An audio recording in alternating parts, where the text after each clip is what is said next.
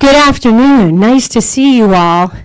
I'm sorry we are a couple minutes behind, but our guest is just too interesting. To stop talking to Sonia is tough to do, and you'll see why in just a moment. So I couldn't be more pleased to host Sonia today here at Nielsen and tell you a little bit about her.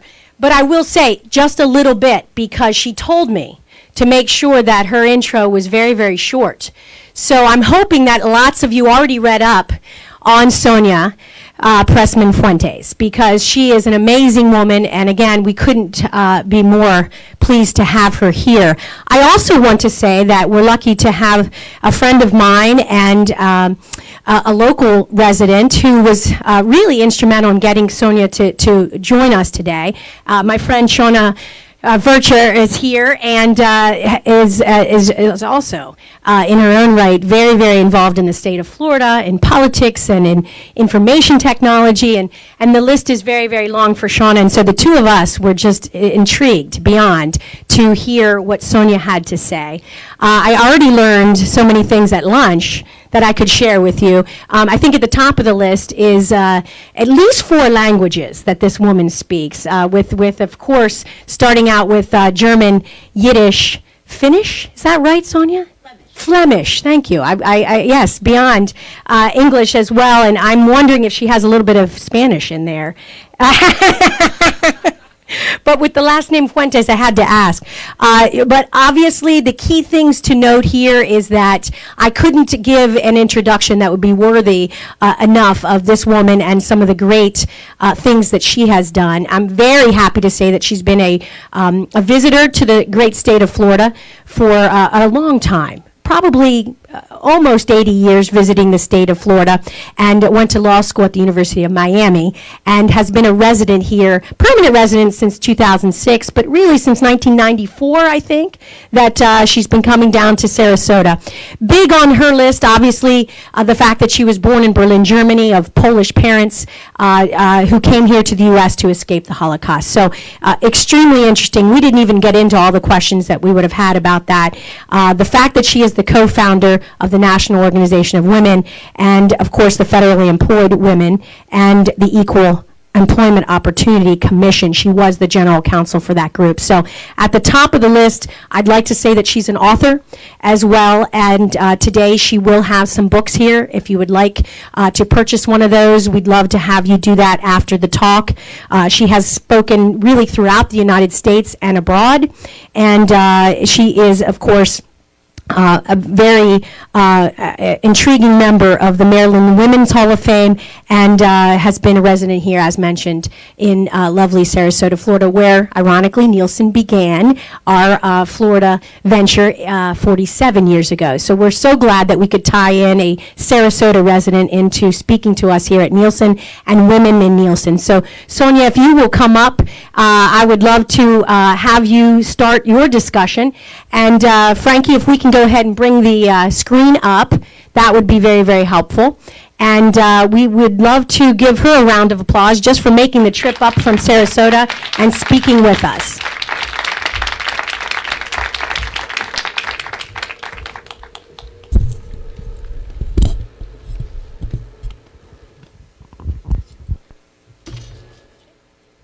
Thank you, Amy. I was married to a Puerto Rican, which is why my last name is Fuentes, and I'm often asked if I can speak Spanish, as Amy asked, and my answer is you don't learn a language by sleeping with someone.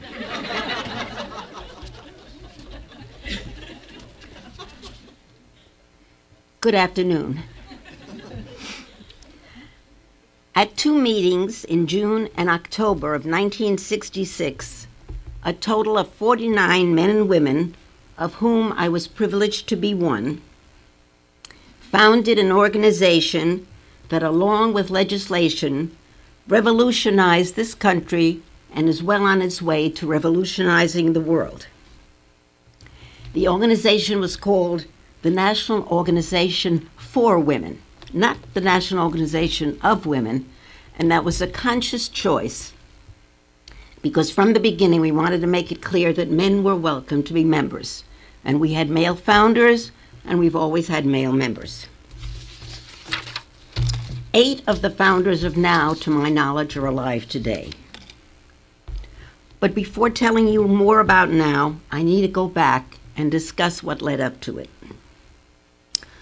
I date the beginning of the legal revolution in women's rights in this country to 1961, when President Kennedy established the President's Commission on the Status of Women, with Eleanor Roosevelt as chair, to review and make recommendations for improving the status of women.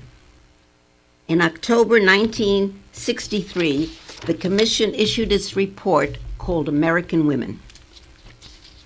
On November 1st, 1963, 3 weeks before his assassination, President Kennedy established a committee and a council to facilitate carrying out the recommendations of the President's Commission. 1963 was also the year when Congress passed the Equal Pay Act. Now, a lot of people think, for some reason, that equal pay came into being just a few years ago when President Obama signed the Lilly Ledbetter bill. But that was not really the case. We've had equal pay here since 1963. And that law became effective in 1964. That law requires equal pay for equal or substantially equal work without regard to sex. In 1964, Congress passed another act, Title VII of the Civil Rights Act of 1964, which took effect on July 2nd, 1965, and was enforced by the Equal Employment Opportunity Commission, the EEOC. Originally, the EEOC had jurisdiction only over Title VII, which prohibited discrimination in employment based on race, color, religion, sex, and national origin by covered employers, employment agencies, and labor unions. Later, the EEOC also got jurisdiction over employment discrimination based on age and physical and mental disabilities. Title VII was much broader than the Equal Pay Act. It prohibited discrimination not only in pay, but in all terms and conditions of employment, including advertising for employees, pre-employment inquiries and testing, job qualifications, hiring and firing, promotions, retirement, and insurance and pension benefits. After I graduated from the University of Miami, Florida, School of Law in 1957, when 3% of this country's law school graduates were women, I went to work for the federal government in Washington, D.C., because at that time the federal government was hiring women lawyers, while private law firms and corporations generally were not. After working for the Department of Justice and the National Labor Relations Board, in October of 1965, 3 months after it had commenced operations, I joined the EEOC as the first woman attorney in its Office of the General Counsel. There I found myself in a brand new job at a brand new agency with responsibility for fighting employment discrimination, including that based on gender. At that time, few Americans were aware that there was such a thing as gender discrimination. When I mentioned women's rights in my early speeches, the response was laughter. Words like women's rights hadn't yet entered the nation's vocabulary. Furthermore, just as violence has been the traditional weapon used against those who advocated for equal rights for African Americans, ridicule has been the traditional weapon used against those who fought for equal rights for women. What was our country like in 1965 when I joined the EEOC? Basically, men and women lived in two different worlds. By and large, a woman's place was in the home. Her role was to marry and raise a family. If she was bright, common wisdom had it that she was to conceal that brightness. She was to be attractive, but not too attractive. She was not to have career ambitions, although she could work for a few years before marriage on jobs considered appropriate for women. These included secretary, bookkeeper, saleswoman, school teacher, telephone operator, librarian, performer, housekeeper, and nurse. Other jobs were considered men's jobs. These included engineer, miner, truck driver, pilot, policeman, newspaper reporter, publisher, high school principal, professor, corporate executive, general, mayor, governor, senator, and president of the United States. It was expected that a woman would be a virgin when she married. When she had children, she was to raise her boys and girls differently so that they would behave in ways appropriate to their genders. If a woman divorced, which reflected poorly on her, she might be awarded alimony and child support, although it was unlikely that she would receive the monies for more than a few years. If she failed to marry, she was deemed an old maid, relegated to the periphery of life. Married women could work outside the home, but only if dire household finances required it. Under no circumstances were they to earn more money than their husbands. Women were not to be opinionated or assertive. They were expected to show an interest in fashion, books, ballet, cooking, sewing, knitting, and volunteer activities. Political activities were acceptable as long as they were conducted behind the scenes. Of course, not all women wanted to fit into these stereotypical roles, and there were always exceptions. But most women did what they were told because society exacted a high price from deviance. Men, on the other hand, were the decision makers and activists. They were the heads of their households, and their wives and children were expected to defer to their wishes.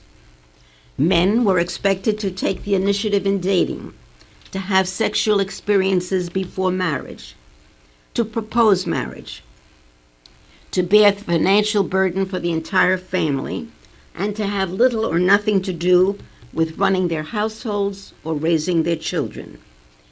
It was assumed that they would be insensitive, uncaring, and inarticulate, and interested in activities such as sports, drinking, gambling, extramarital affairs, and making money. Most men did what they were told too. This picture of our society was true for most of our population. There were, however, other dynamics at play in minority communities. For example, more African American women than men attended college and found jobs, albeit as domestic workers. In 1965, not only was most of the country uninterested in gender discrimination, so were most of the people at the EEOC. At that time, there were about 100 permanent employees at the Commission's headquarters in Washington, D.C., and most of them had come there to fight discrimination against African Americans. They didn't want the Commission's resources diverted to issues of gender discrimination. After all, the EEOC had been created in response to the movement for civil rights for African Americans. There had been no similar movement immediately before Title VII came into being for the rights of women. Starting in 1848, with a conference in Seneca Falls, New York, there had been a movement for women's rights that culminated with the passage of the 19th Amendment to the Constitution in 1920, giving women the right to vote. There were women and women's organizations that continued to fight for women's equality after 1920, but such women and groups were elite, they were small in number, and they didn't amount to a national movement. After the EEOC opened its doors in 1965, however, the country and the EEOC were in for a shock. In the Commission's first fiscal year, about 37% of the complaints filed alleged gender discrimination.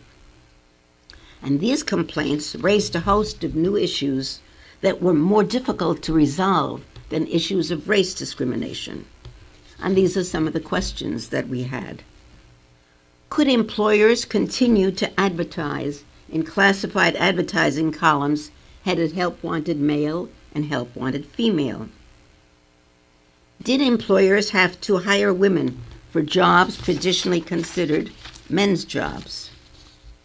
Could airlines continue to ground or fire stewardesses when they reach the advanced ages of 32 or 35, or married? Did employers have to hire pregnant women or allow employees who became pregnant to keep working? Did employers have to provide the same benefits on retirement to men and women, even though women as a class outlived men?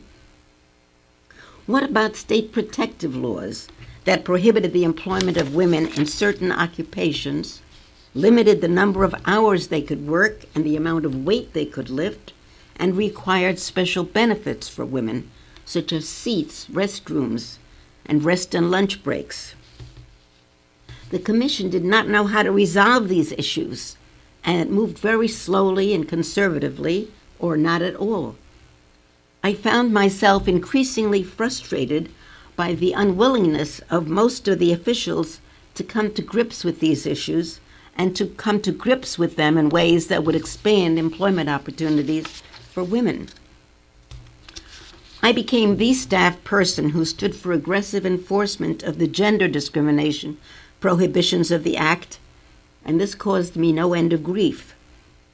At the end of one day, after a particularly frustrating discussion with the executive director, I left the EOC building with tears streaming down my face.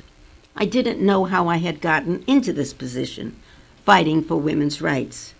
No one had elected me to represent women. I didn't know why I was engaged in a battle with men who had power when I had none. My boss, the general counsel, took to calling me a sex maniac because I raised the question of gender discrimination whenever an issue was being discussed. Through my work, however, I came in contact at various government agencies with mid-level staffers like me who were concerned with women's rights. And we formed an informal network of information sharing and support. I would pass on to this network information on women's rights cases that were developing at the EOC. The members of this network would then tell Marguerite Raywalt, trailblazing Washington, D.C. attorney and feminist, about these cases, and Marguerite would pass that information on to a network of private attorneys around the country who would then represent the complaining parties in precedent-setting cases. In 1966, a writer came to the EOC. She had become famous throughout the country for publishing a book in '63 called The Feminine Mystique, which dealt with the frustrations of women who were housewives and mothers but did not work outside the home. Now she planned to write a second book on all the progress she thought women had achieved since the publication of The Feminine Mystique. And she came to the office of the General Counsel at the EOC to interview my boss and his deputy. Her name was Betty Friedan. When she saw me, Betty asked me what was really going on at the EOC. At first, I didn't tell her because I was afraid I'd lose my job. But when she came back, it was on a particularly frustrating day for me, and I took her into the privacy of my office, and with tears in my eyes, I told her that what this country needed was an organization to fight for women, like the National Association for the Advancement of Colored People, the NAACP, fought for its constituents. Then in June 1966, at a luncheon at the Third National Conference of Commissions on the Status of Women in Washington, D.C., Betty Friedan and a small group of women planned an organization that subsequently became the National Organization for Women. Now, its purpose, as written by Betty on a paper napkin, was to take the actions needed to bring women into the mainstream of American society now, full equality for women in fully equal partnership with men. Everyone at the conference who wanted to join tossed $5 into a war chest and now had its first 28 founders. Another 21 founders, of whom I was one, and this second meeting included men as well as women, were added that October 1966 at an organizing conference in Washington, D.C. Most of us did not know each other. One of the realities of those days was that there was no national network whereby women and men interested in women's rights could come to know each other and work together. What we had in common was a frustration with the status of women and a determination to do something about it. The concept of women's rights was an idea whose time had come. After its founding, now embarked upon an ambitious program of activities to get the EOC to enforce Title VII for women. It filed lawsuits, petitioned the EOC for public hearings, picketed the EOC in the White House, and generally mobilized public opinion. I became involved in an underground activity. I took to meeting at night in Washington with 3 feminist government lawyers in the apartment of one of them. At those meetings, I discussed the inaction of the Commission with regard to gender that I had witnessed that day or week, and then we drafted letters from now to the Commission that action be taken in those areas. To my amazement, no one at the Commission ever questioned how come now knew what was going on in their deliberations. When the EOC statistics for its first fiscal year came out, those within and without the Commission were in for a shock because, as I mentioned, 37% of the complaints alleged gender discrimination. Because of that, and pressure by now, the EOC began to take seriously its mandate to eliminate sex discrimination in employment. It conducted hearings and began to issue interpretations and decisions implementing women's rights. It prohibited sex-segregated advertising columns and, with narrow exceptions, required that all jobs, including jobs as flight cabin attendants, had to be open to men and women alike. It ruled that a woman could not be refused employment because of the preferences of her employer, co-workers, clients, or customers, or because she was pregnant or had children. A woman who needed time off in connection with pregnancy and childbirth or after the birth of a child was entitled to the same time off and pay that her employer provided for employees in general who requested time off for illness or any other reasons. Men and women doing substantially equal work were entitled to equality in pay and other benefits, including pension and retirement benefits. They also had the right to be free of sexual harassment on the job. And state laws that restricted women's employment were superseded by Title VII. State laws that required benefits for women could be harmonized with Title VII by providing the same benefits to men. NOW was the first organization formed to fight for women's rights in the mid-60s, but it was followed by many others. Various levels of government also became more active. Executive orders were issued by presidents, federal and state laws and municipal ordinances were passed, and court decisions issued. New government agencies were created to fight discrimination, such as the Office of Federal Contract Compliance Programs, the OFCCP in the Department of Labor. The OFCCP implemented executive orders that required contractors and subcontractors of the federal government to hire and promote women or risk the loss of millions of dollars in federal contracts. Discrimination based on gender or marital status in the sale and rental of housing and in the granting of credit was prohibited. Title IX of the Education Amendments of 1972 prohibited educational institutions from preschools through colleges and universities that received federal funds from discriminating on the basis of gender against students and all employees. Most people think that Title IX applies only to sports, where it requires equality in expenditures for male and female students. But athletics is only one of the areas addressed by the law.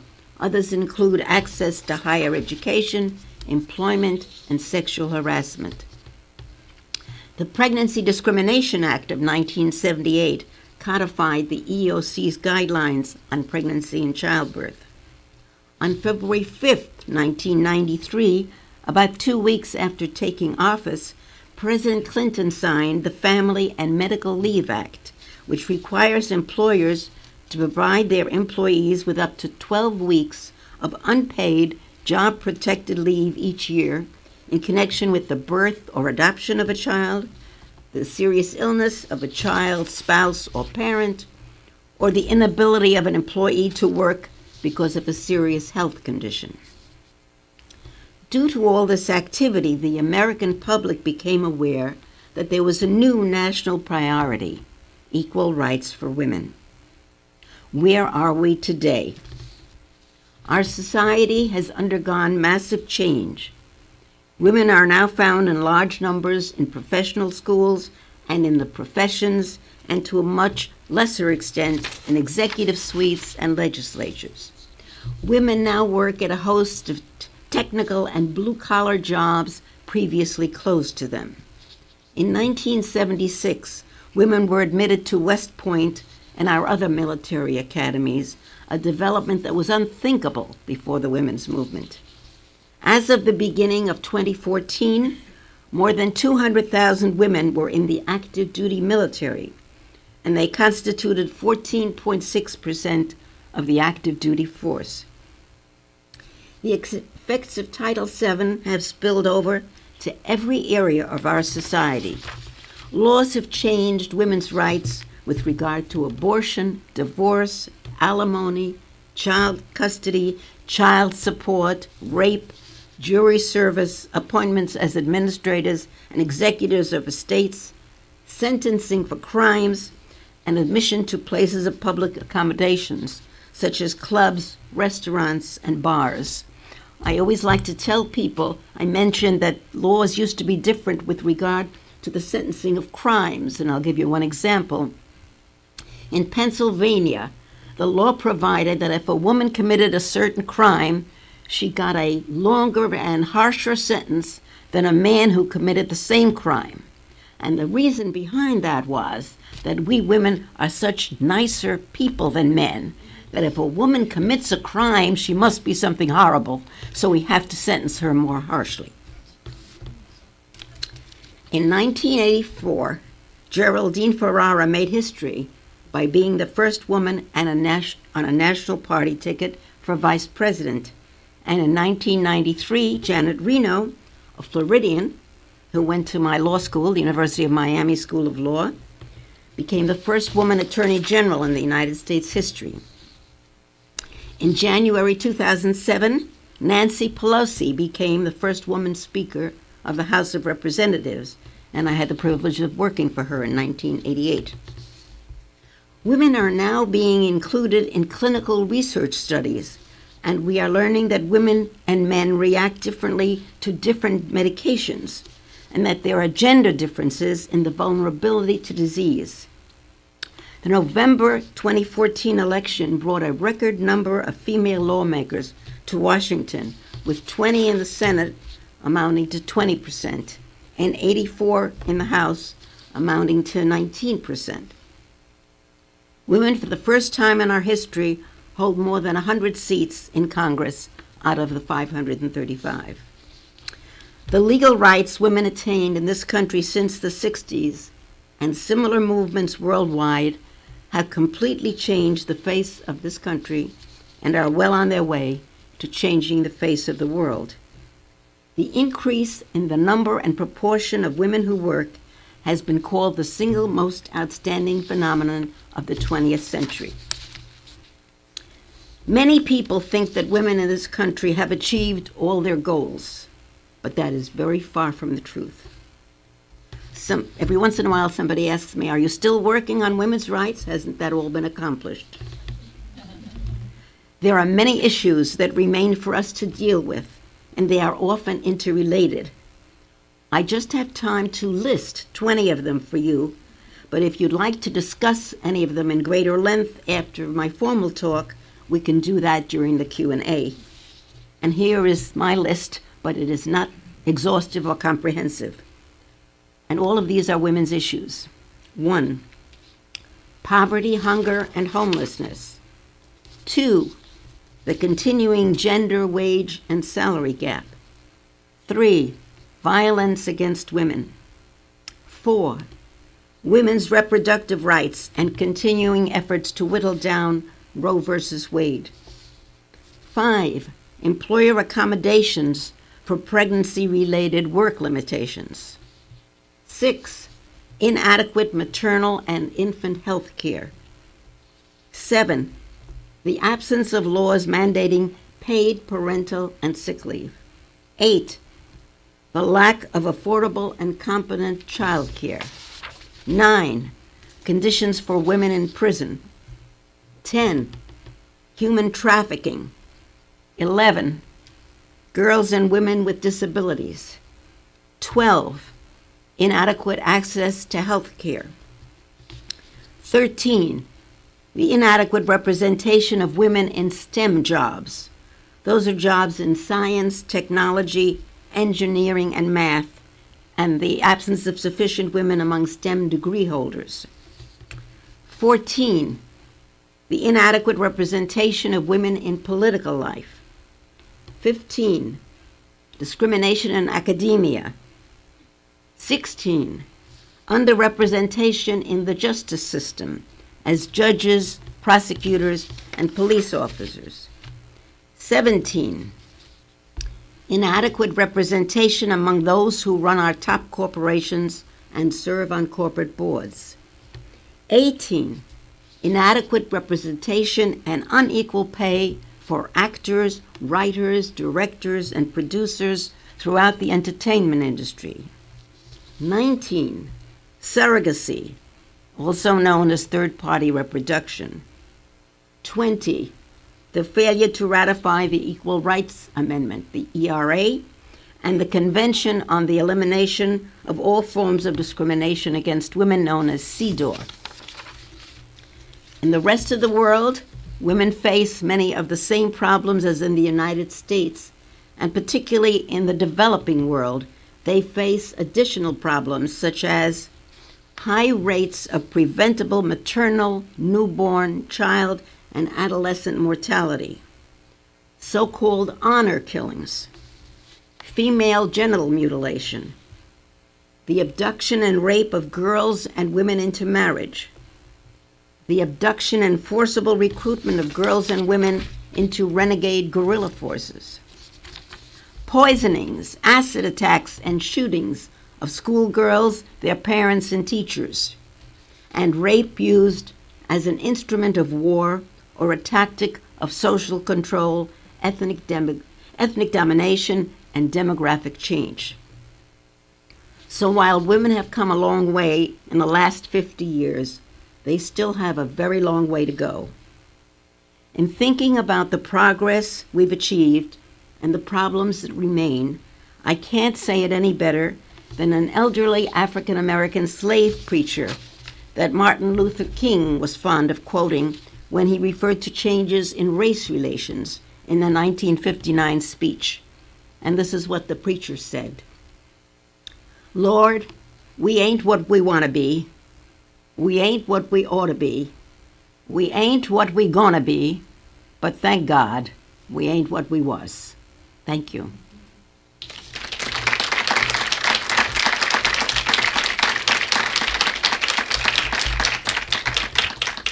I'd be happy to answer questions any of you may have, and after which Amy will help me. I brought some copies of my memoir, which is written with humor, and we'll be selling and signing that after the Q&A period. Okay? Yes? We'll come around with the microphone.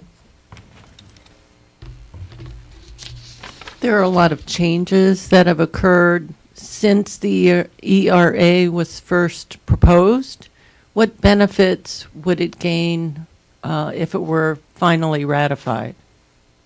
Well, if the ERA were ratified and became part of our Constitution, it would put women into the Constitution, which they are not now, and it would give them protections which could not be taken away as they could be when they're not in the Constitution.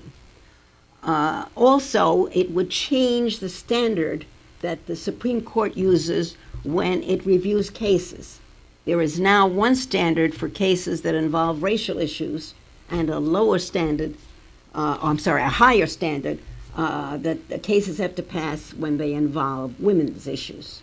So the ratification would change those two things, and if I may say so, the only thing that the ERA would provide, there's a lot of talk about it, it only would provide that federal and state governments cannot discriminate on the basis of sex. It's as simple as that. And of course, it should have been ratified ages ago. Anyone else? Yes? You. Oh. Yes. Here we go, so they can hear you on the phone. Thank you. So I actually have two questions. Would you please elaborate on the place of transgender women in the women's rights movement? And my second question is, as of late, feminism as a term has gotten mainstream, I dare say, acceptance. At least it's been used in many connotations, but often they are negative and carry radical and sometimes violent meanings. What do you think about the true definition of the word and how we should be striving to make other people who might have misleading definitions to understand what the spirit of feminism truly is? Did everybody hear the two questions? I don't have any particular knowledge on the role of transgender women in the women's movement, but I would think that their role is like that of anybody else. They're free to join as members and to bring up any issues that they want. So I don't view them as any different from anybody else, but I don't have any other specific knowledge about that. About the word feminism, I just look it up in the dictionary, frankly, and feminism means being interested in equal rights for women. I have never understood why there are women and men who don't want to identify themselves that way. I understand that what happened some years ago, it's not a recent thing, was that there were people who were opposed to women's rights and who attributed certain things to NOW and to other groups which were not true. For example, women never burned their bras on that particular occasion, and it's part of the myth of feminist history, but it never happened.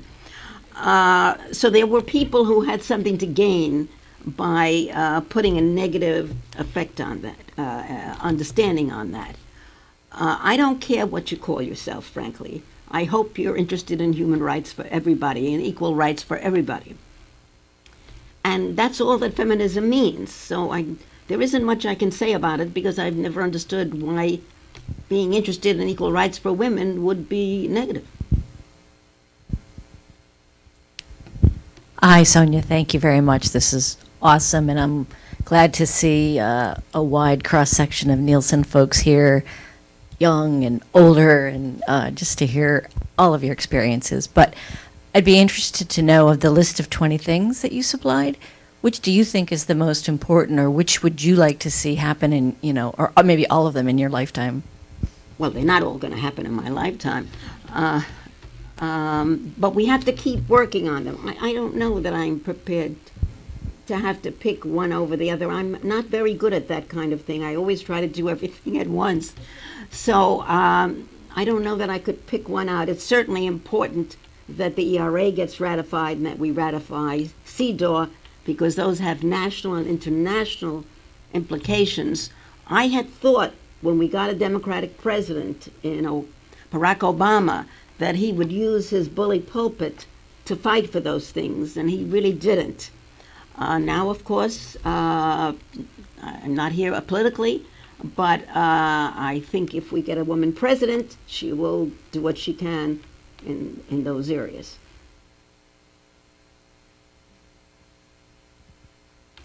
There's a hand up here in the back row. Yeah. Hi. You mentioned parental leave, and a lot of companies these days are making strides towards making sure that men... Pardon me, I can't see who's talking. Me, sorry. Okay. Some companies like Google and Facebook are making sure that fathers have enough time off to bond with their children and become better fathers, and that would reduce the amount of burden placed on women as caregivers for children. What's your take on that, on making sure that men have enough parental leave instead of just focusing on women? Well, it's a very complicated area, and let me take you back a little bit. When we were first deciding how pregnancy should be dealt with, it was a very difficult problem. I thought at the time that the way we should go was the way European countries go, and say that women are unique as far as childbearing is concerned, and we would carve out that they should get this much time off with pay. I don't think we considered men at that time in connection with parental leave, but of course today I would. But the Commission did not, probably the one area where I had a position and it wasn't followed, the Commission did not follow that thinking because they felt, and rightly so, that their mandate was to administer a law prohibiting sex discrimination. So they didn't think they had the authority to say employers have to treat women who are pregnant in such and such a way, because the law didn't give them that authority. So instead they went a totally different way and gave me the assignment of writing the regulations that went the opposite way of what I thought they should do. And I wrote those regulations in 1972, and then they were codified in the Pregnancy Discrimination Act of 78. Very few people in this country understand what those regulations stand for, what they are. The law today basically is that if a woman wants time off, or with pay or without pay, because she's pregnant or during delivery or afterwards, it depends on what the policy of the employer is for other employees who want time off to be sick or to visit their grandmother or to take a course, and he has to try to give women the same amount of equal time with or without pay as he does to other employees. I have, for decades, been suggesting that we need to do a study to see how this is working, because I don't think it's very adequate. But that's what the law really is. So certainly I'm in favor of employers providing parental leave and paid parental leave, but there isn't a law requiring it unless they do that for employees who are not doing it in connection with pregnancy. Well, let's say they have 4 weeks vacation for everybody or whatever, sick leave. Right now the law just requires that they do the same as they do for other employees. There's a big issue that's just happening now, and I don't know which way it's going to go, and that's with regard to whether pregnancy has to be treated like other disabilities, and I'll explain to you what I think. There is a woman named Peggy Young who worked for UPS, and she was a truck driver, and she became pregnant, and her pregnancy interfered with her ability to do her job. So she went to the employer, and she said, "Can you give me a lighter job in the next few weeks or months, whatever she needed, until I have the child?"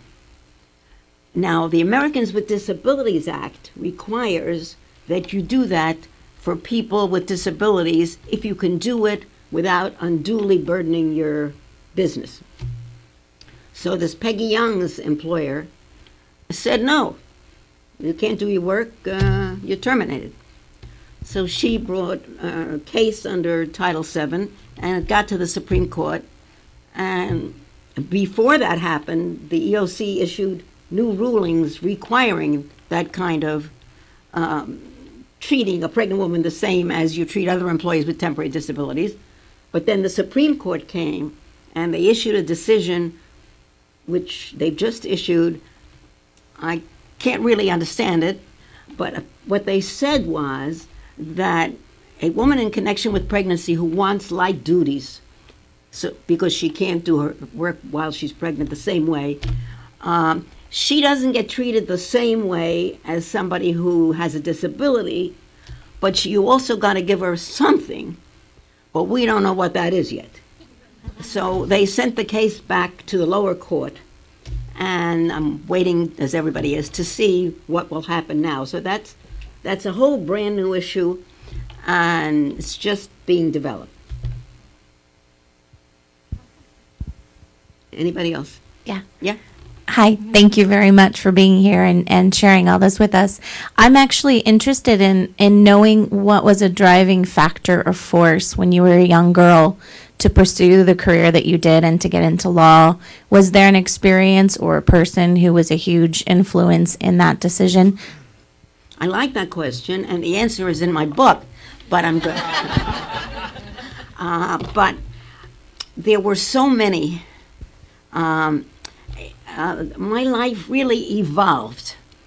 I wasn't the kind of person that knew when she was a child what she wanted to do.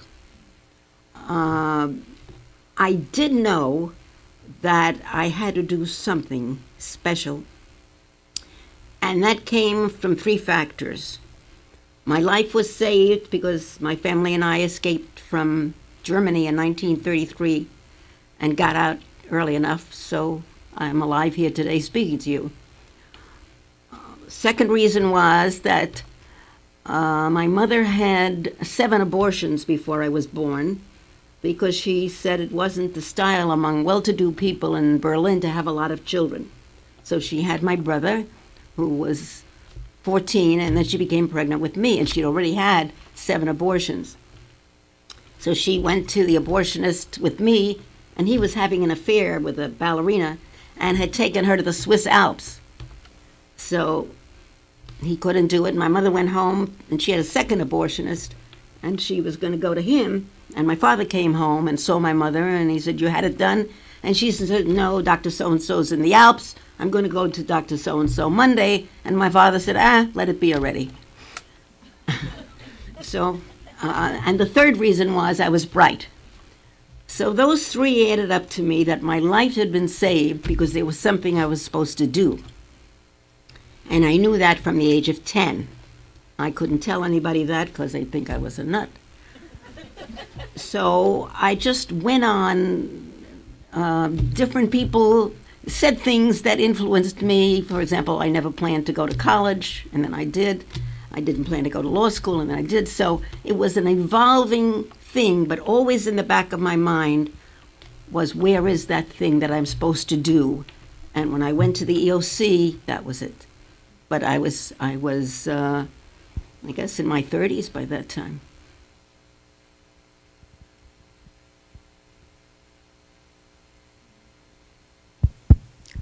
Hi, my name is Rachel. I'm over here. Yeah, okay. Hi. You listed those 20 things that we here in a developed nation face, but then you listed those other things that in developing countries they are facing. What can we do besides just talking about it? Well, there's an organization called, it used to be called, now it's called UN Women. It used to be called UNIFEM. And I know they have a very active chapter in Sarasota where I live, and they're also national. They work for women's rights worldwide. And I'm sure there are other organizations, too, that you could look up. That's the one I happen to know, UN Women. But there are other organizations that work with women overseas. And it's very tough because it really has to come from those women in those countries. But we can help them and work with them. And some of that problem is here. For example, I recently read that there are a lot of women in the United States who have been genitally mutilated in their countries or are in danger of their family doing it to them here. And sometimes they come to American doctors for help on female genital mutilation, and the doctors here aren't trained in how to deal with such women and how to talk with them and what to do. So some of these problems from overseas we have in the United States also. But there are organizations, but It's very difficult.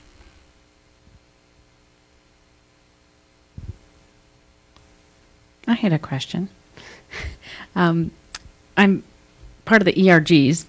We talk about What is ERD? ERGs, employee resource groups. Okay. So when Women in Nielsen is one kind of, Okay. they started out as affinity groups and things like that. We talk about teaching tolerance to our children, of acceptance of anyone regardless of race, gender, et cetera, and talking to our children at a young age about things like that. Not discriminating, et cetera. Is this a topic that you think we should be talking to our children about at a younger age so they're aware?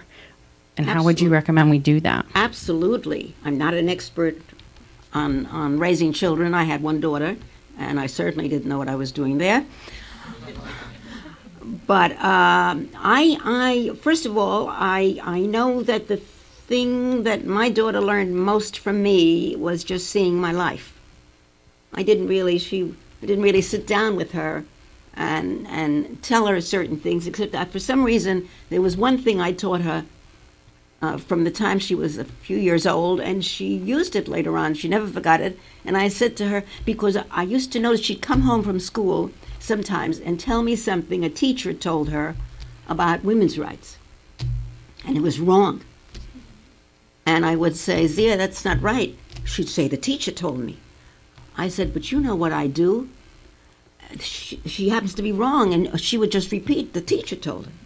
So one of the things I told her was that you never have to listen to authority if your conscience disagrees, but you have to know that there's a price to be paid for that. But you don't have to just follow authority, but there's a price. So later on, when she was going to school, if she had a problem with a teacher, she would let me know, and I would call the principal and go in for a meeting. So she learned that lesson. I'm sorry, tell me again about teaching children. I think you should look into books that would help you do that. And you need to live your life that way. You need to have friends, if possible, of different races and nationalities. You need to take your child to programs that promote that. There's a lot you could do. It's very important. Yes, somebody over here.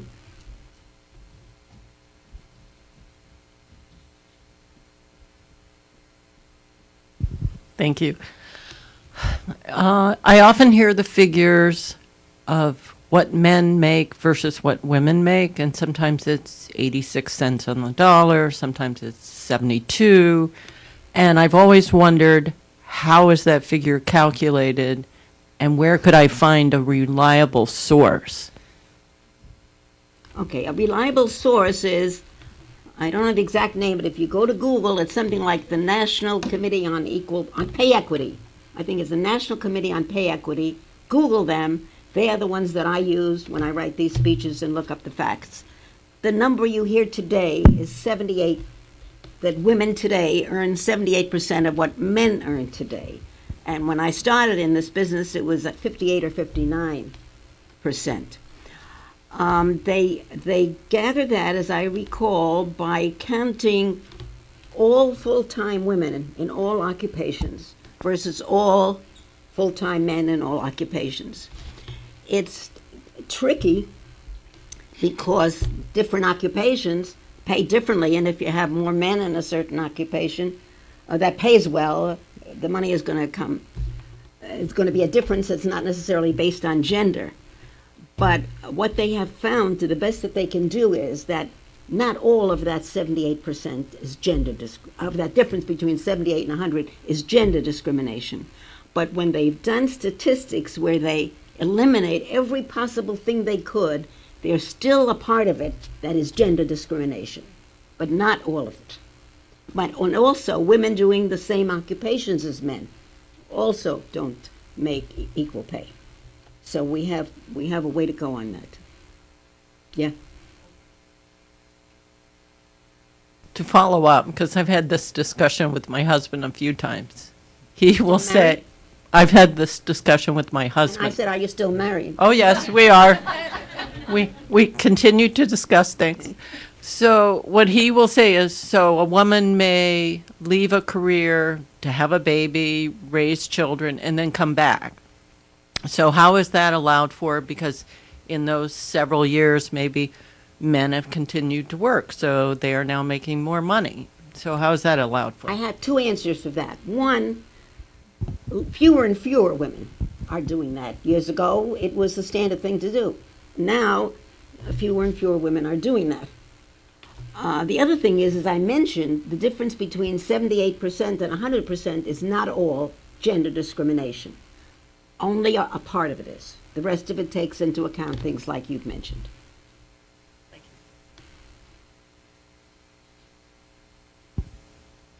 Well, thank you very much. It's been a pleasure speaking to all of you. And Amy will help me sell books if anybody's interested in buying them. That's right. I'd be happy to do that. And I want to certainly say thank you to all of those that put this together. Frankie in the back with the AV, Emily and Eileen, wherever she went, there she is.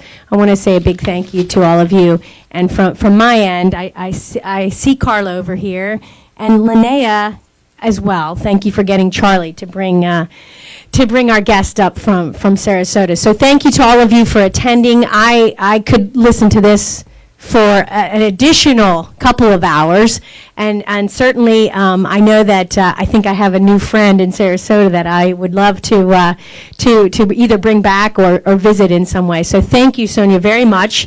I'm going to continue our conversation as we sell some books, and if we could have a round of applause for this.